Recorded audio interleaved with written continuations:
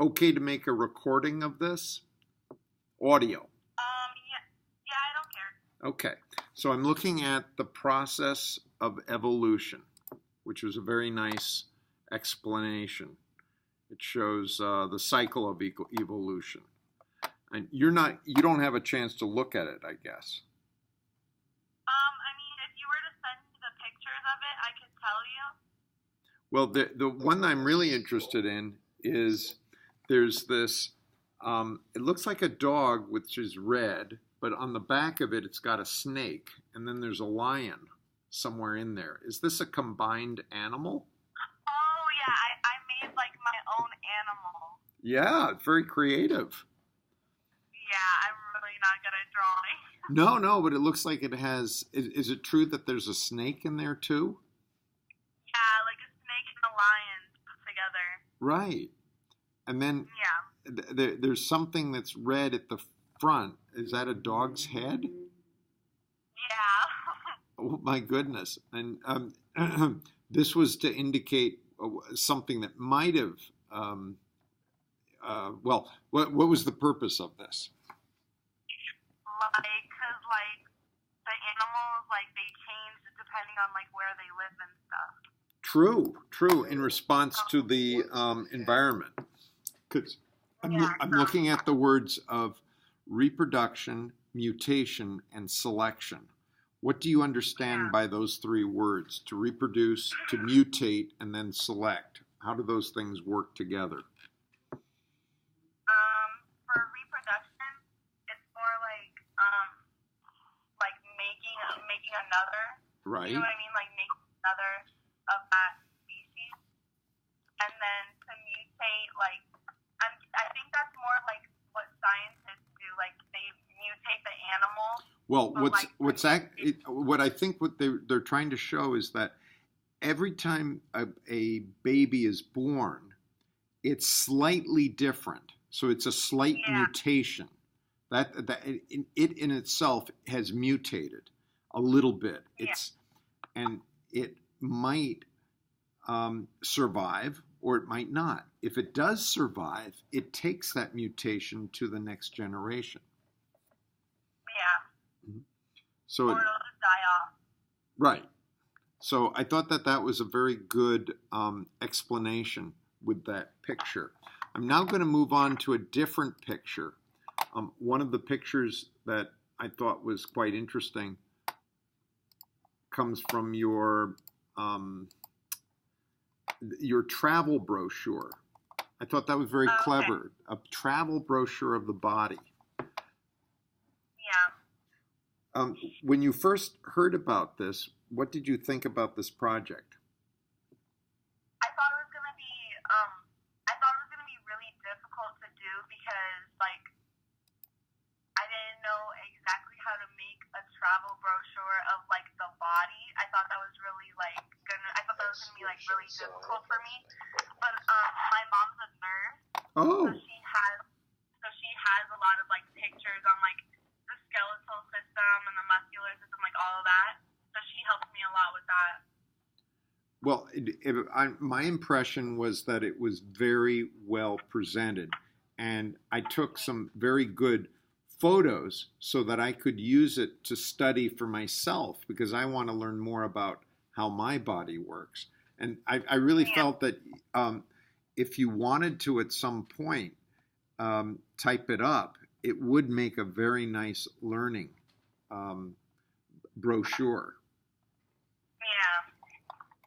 How long did it take you to make it? It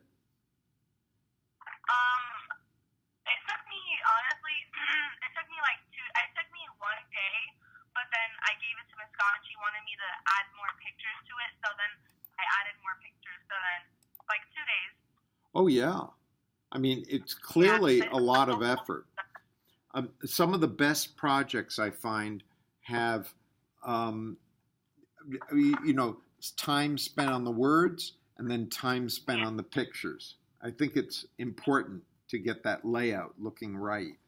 And you clearly put in a lot of effort on this. And I liked how the words were matched so it looked like a brochure, like each line, it had columns. You could fold it like it was a travel brochure. That was very clever. So, and you, since your mom's a nurse, I guess she made sure that you got accurate. Yeah, she like wanted it to be like accurate, and she just kept going over it and making sure that it was like perfect. Give me an example of a correction that you had to make. Like for the muscular, or for the nervous system. I forget which one it is, but one of the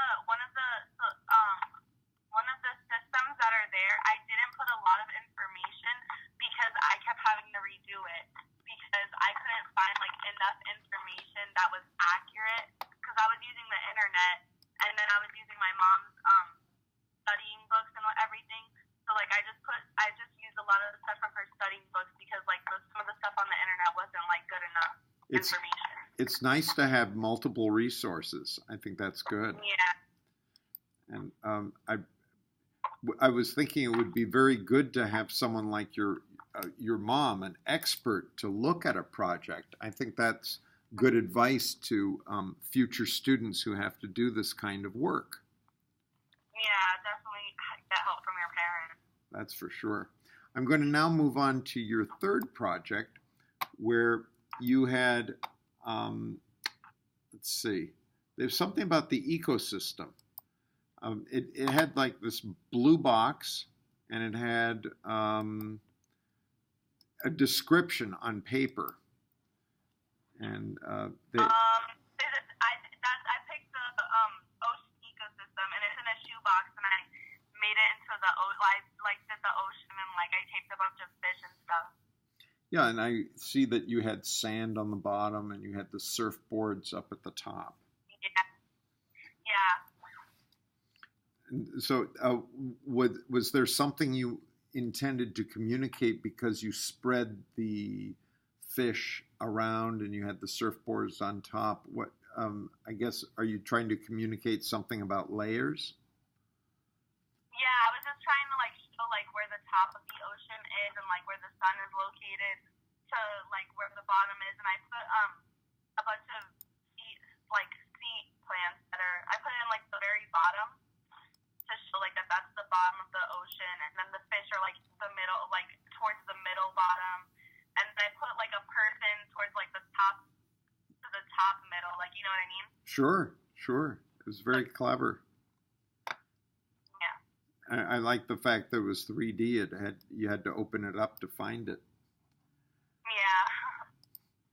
And then the fourth project had something to do with DNA and the structure. Yeah. I did a DNA structure out of Twizzlers and marshmallows and toothpicks. And I've seen this done before, but I thought your execution was very precise, and you made it large enough so people can see the two separate bands. Yeah.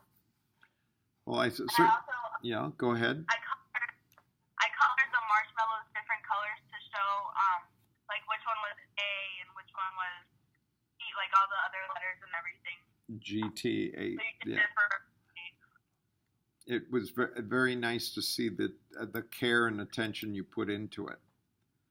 Well, thank you very much for taking time to show us a little bit of behind the scenes so that other people who can look at these projects can get some idea of the effort that it takes to complete a good project.